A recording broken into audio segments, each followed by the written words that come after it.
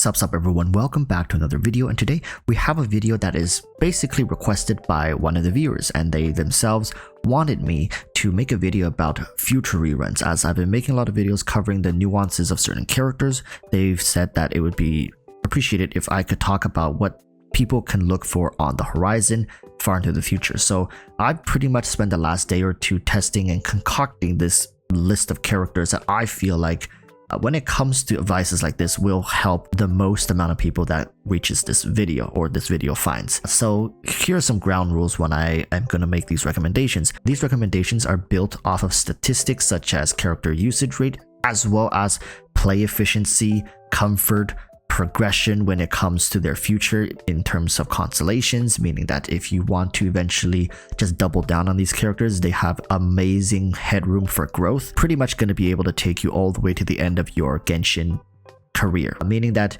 if you decide to double down on any of these characters that I give you, there's a good chance that you're going to be able to play them for the rest of the game's service.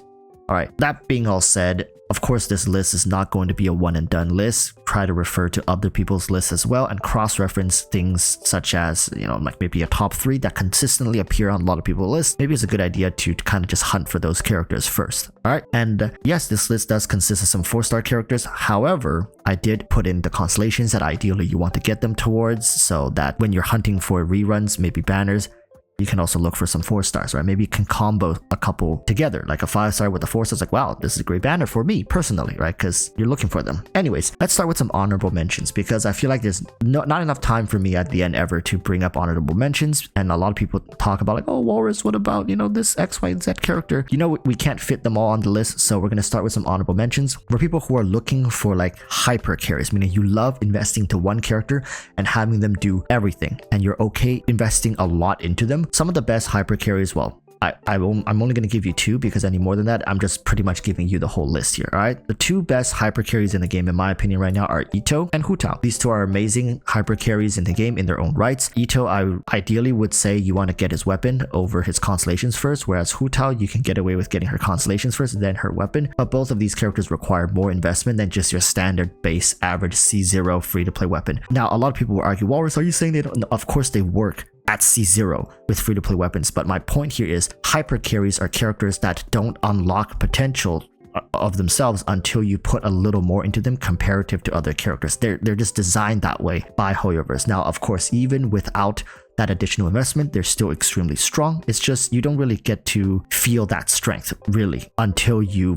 put a little more into them. So they're not on the list, but they're my 2 recommendations for hypercarry players. Now, we're going to be talking about some DPS characters as well, because as you guys know, Genshin Impact revolves around support. So naturally, the list is going to have a lot of support characters. So for people who are here looking for some DPS recommendations, be like, what DPS should I look for? Here are some great options, all right? So starting from the very, very, very top of the list here, essentially, when it comes to DPS, where is she? If I can find her, there she is. Kamisato Ayaka is going to be a great character to just pick up for anybody, whether you're a late game player, early game player, middle of the game player. She's such a great unit, and currently when it comes to cryo carries, I think without a doubt Ayaka is at the top. We haven't talked about cryo in a long time because Dendro has been so prevalent in the meta, but don't forget that Ayaka still exists and likely is still capable of one-shotting pretty much anything you throw at her. So very, very smart investment and a character to look out for in future reruns. Going forward, we also have the currently released I'll Hate Them. If you guys still have a chance, I suggest picking up a C0 copy of him. He's great, versatile, has a really high floor and a relatively high ceiling, can pair up with a lot of recent meta units, and likely when Baishu comes out, it's going to be a great teammate for him as well. Okay, Hate Them is another great one.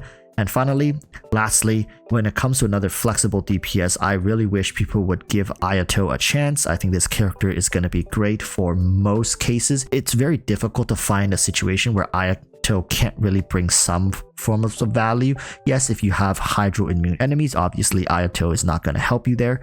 But at the end of the day, he pretty much excels in all other areas. If you want to play Electro Charge, you want to play Hyper Bloom, if you want to play Freeze, you can play Vaporize with him. Anything Hydro can do, Ayato can do. And as we're slowly getting into Fontaine, I think he's going to be a great character to keep your eyes out for. Okay, so that concludes the honorable mentions. Starting with top 10. Number 10, immediately I think somebody is going to have an issue with this being number 10, and personally I struggled to put her here as well. Yes, it's a female character and it's a conditional number 10. Okay, it's conditional because you need another 5-star character for this character to actually crack the top 10, and that is Shin He. And a lot of people would disagree with this, be like, Shin He, there's no way Shin He is on any top 10 list ever. You're right, naturally she wouldn't be. But let me tell you, if you are somebody who already owns Ayaka but you don't own Shin He, I cannot stress this enough. It is imperative that you pretty much pair up Ayaka with Shin He. It'll do wonders for your account. Ayaka is insane in her own right, but just pairing her with Shin He in like this, a Shin He Ayaka quick swap, meaning use Shin He's elemental skill, get her quills on Ayaka, use Ayaka's burst, and switch out of Ayaka, go back to Shin He, reapply the quills. You get it. It's insane. This character makes Ayaka feel like an absolute nuke of a character, and I think if you have Ayaka, Shin He should be like among the top 10 of your list of characters. Now, of course, Shin He is not number 1, so I don't know why some people in the comments are already typing up a storm as if I put Shin He number 1. She's number 10, even if you have Ayaka and don't have Shin He. Alright, and that's going to be my reason. Moving on to number 9. Number 9 is Kokomi. I don't think many people would argue with this. In fact, I would say many would argue she should be higher than number 9, but honestly, with the release of Kuki Shinobu, with the release of Yao Yao, and eventually Baiju, Kokomi just isn't as dominant in this position, being like a applicator as well as a driver as well as a healer, right? It's not as rare anymore nowadays, such as like Kuki, even 4 stars Yao Yao nowadays are making a debut for themselves, capable of holding up entire teams based off of their Dendro reactions. What can I say? Kokomi is still a solid choice, but she's starting to feel more and more like a luxury unit. But for people who still want that solid consistency of a healer and applicator on their team, Kokomi is pretty much still the premium for people to go for. All right, moving on. We have 2 characters. Yes, unfair, I know, because they're 4 stars. It's Kuki Shinobu and Yao Yao. So remember at the beginning when I said when I mentioned 4 stars, I'm going to give you guys the constellations ideally you want to aim for, right? When it comes to Kuki Shinobu, I'd say if you want to be comfortable, go for C4. Yao Yao, go for C2. These 2 characters combined ties at the 8th position. So Kuki Shinobu, I think, is probably the centerpiece of a lot of people's free-to-play Dendro meta teams, and for people going forward, it would be a good idea to invest into one and build her up as soon as possible. I don't see an Electro 5-star healer coming out anytime soon who can also be an applicator, because remember, you can be a healer without being a great applicator. So let's say an Electro healer does eventually come out, but they're not a great applicator, they're not going to compete with Kuki. If you're waiting on the sidelines for like a 5-star version of Kuki, you might be waiting for a very, very long time, because Hoyoverse just probably not going to get around to that character, as Kuki right now fits the spot so damn well. Kuki, C4, Yao Yao, C2. Yao Yao is just temporarily going to be the best option when it comes to Dendro because she's the only option. Eventually, when Baiju comes out, he's likely going to be like the upgraded version of Yao Yao. But for now, Yao Yao C2, Kuki C4 is such a great low-end team centerpiece that they deserve the 8th spot on most people's list. Now, moving up to number 7 for characters you need to look out for is Zhongli. Now, most people maybe want Zhongli off of these lists. They say Zhongli isn't really valuable when it comes to meta, right? Being the ideal best in slot teams and whatever for Abyss. However, Zhongli has stayed so consistent since his rework, not his release, but his rework, that I don't think he's ever fallen below 50% usage in any Abyss ever, period. Now, what does that mean? That means that half of the people who participate in Abyss clear runs and stuff like that, meaning these people actually care and they're trying to maximize their efficiency in Abyss, submitting their scores to these databases, half of them use Zhongli. I think Zhongli at one point was over 70%, meaning 70% of the people who were clearing Abyss successfully were using Zhongli. And even till this day, I believe, I don't know what he's doing as the current Abyss, but I believe last Abyss he should have had a pretty good usage rate considering the Wolf Lord thing. A lot of people want to run Geo characters and Zhongli was a great unit to run with. A lot of people would want him to be like irrelevant. I've had arguments with people who believe that Venti is far superior to Zhongli because Venti has Viridescence, right? Like theory crafters really love Viridescence because they maximize damage output. But my philosophy has always been that if you don't have a solid foundation of the game, game and knowledge, you're not going to be able to perfect that type of playstyle even if you have the best characters in the game. And that's why I think for most people watching, there's like 5% of you who's watching who likely should be prioritizing Venti over Zhongli, for example. But for the 95% of you watching, Zhongli is going to be the better choice over Venti. Just for reference, Venti's worst Abyss usage across multiple different databases that I've seen, so totaling up to like maybe like 200,000 players worth of database from the West and the East, Venti's worst was around 7% usage in Abyss. So that speaks volumes. I'm just saying, right? Like, it's not like nobody uses him, but he's a far cry from Zhongli statistics wise and usage wise. If you want to make an argument like, oh, but like I use Venti every single Abyss and I should outweigh those 200,000 people who play the Abyss, you know, feel free to leave your input down in the comment section. All right, but moving on now, 6th place on the list for people who should be hunting for is another conditional one. Where is she? Okay, listen, the condition here is if you have a Zhao or a Scaramouche, you should absolutely be hunting for a C6 Fadozan. She is the 6th spot on the list for a reason. C6 Fadozan is a transformative constellation for the Wanderer and Zhao. It makes their kit essentially complete. It's very scummy how Hoyoverse made an entire character as an add-on to these Anemo hyper carries, but it's such a waste at this point that if you have a Wanderer and a Zhao just chilling, or you claim that you main them, or you've hyper invested into one of them and you don't have a C6 Fadozan, this should be very, very, very high up on your list of priorities. You should be getting this character as soon as possible. Okay, nothing more needs to be said. Moving on to the top 5. Coming in at number 5 is going to be Yelan. I don't think it's unfair to make Yelan the top 5 character in the game right now. Ever since her release, back to Abyss usage, I don't think she's ever fallen below 70%. And much of that have to do with her role in the game being like an upgrade to Xingqiu, and Xingqiu was already being fought for across many different teams. So having a character like Yelan alleviated a lot of stress from Xingqiu's shoulders. And nowadays, she and Xingqiu share like top usage rate in the Abyss.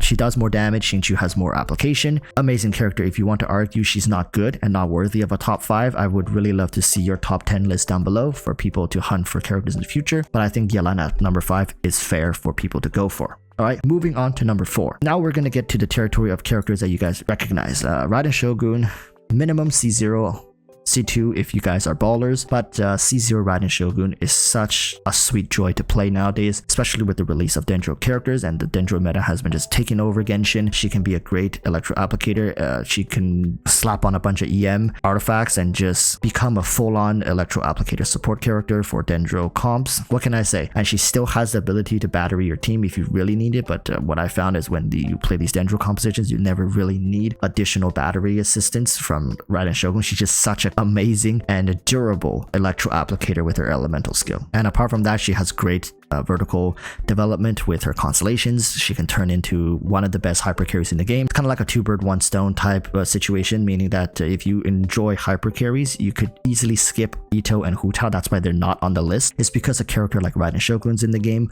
where if you get her to C2, essentially she's such a great hyper carry that you don't really need to go too hard on these other 2 characters anymore. That's Raiden Shogun. Now we're moving on to the top 3. Now top 3, a lot of people would say this is super unfair, Walrus. Why would you have these characters here? But the number 3 place is held by three 4-star characters. Yes, that's right. It's Bennett, Xingqiu, and Xiangling. These 3 are tied for number 3, but I think it's fair because these 3 are the centerpieces to the international composition, meaning that you can pair them with a lot of characters in the game. Well, not a lot, a decent amount of characters in the game, and they're very high functioning characters. Oftentimes you'll find these 3 characters being played by a lot of free-to-plays or low spending players. And I think that when it comes to their constellations, C1 Bennett, C2 Xingqiu, C4 Xiangling. So totaling 7 constellations, 4, 5, 6, 7, yeah, 7 constellations plus the original copy. So that's like 10 copies of the characters, but they're 4-star characters. You should be constantly hunting for their reruns until you hit these sweet spots of constellations for them to unlock great potential. And I think not many people will argue with any of these 3 characters sitting in top 5 positions. Maybe not Xiangling. People oftentimes want to rank her much lower, and instead Bennett and Xingqiu should be like top 3. Up to you, but yeah, I have them all equally tied at number 3. These 3 should be your number 3 priority in the game. Number 2 would be, where is he?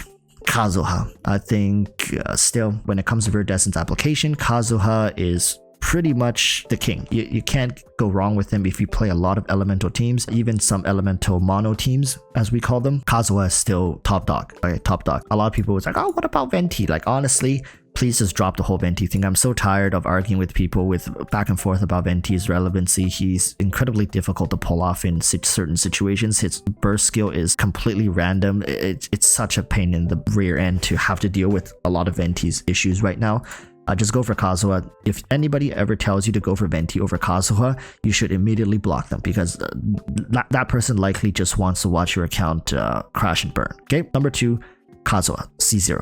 Right. All these 5-star characters work great as C0. Finally, number 1 priority I think most people should go for is Nahida. Nahida. I think this character is going to be amazing, especially with the next region being Fontaine and the one after that being Natlan. I cannot see Nahida going anywhere in the meta. I think she's only going to get better, believe it or not. I think she's going to age incredibly well. And overall, I think everybody's account should have Nahida. If you guys notice, Zhongli, Raiden, Nahida are all on this list, but the priority is Nahida over Raiden over Zhongli. And I do think maybe Nahida will make a rerun within half a year from now. So if you guys start saving now, you might even be able to get like a C1, C2. Nahida C2 is great as well. She unlocks a lot of DPS for her main on-field carries, meaning that if you unlock one character's C2, you essentially unlocked a ton of your other DPS's ceiling, right? But C0 Nahida with a free-to-play weapon works amazing. That concludes the video. Holy smokes, that was a long video, but I hope it helps you guys going forward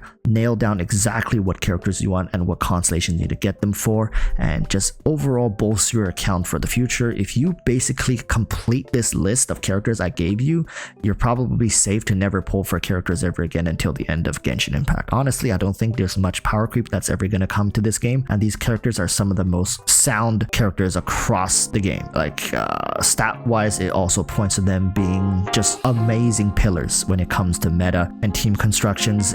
It's insane if you can fulfill this entire list. Okay, that being said, it's just my opinion. Others will have theirs, so feel free to cross-reference this, and I'll see you guys in the next one. Till then, urge y'all to stay safe. Peace.